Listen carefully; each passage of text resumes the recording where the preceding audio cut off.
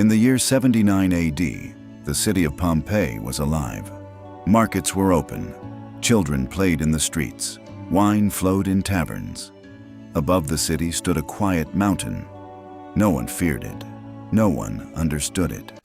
They called it Mount Vesuvius. Pompeii was a wealthy Roman city. Its streets were paved with stone. Its homes were decorated with art. Its walls were filled with laughter, politics, and ambition. People believed they were safe. Earthquakes had happened before, and life had always continued. But the ground was warning them. They just didn't know how to listen. On a summer morning, the earth shook again. Then, without warning, the sky exploded. Mount Vesuvius erupted with a force never seen before.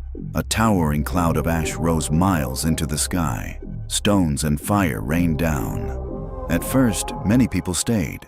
They thought it would pass. They were wrong. Ash fell for hours.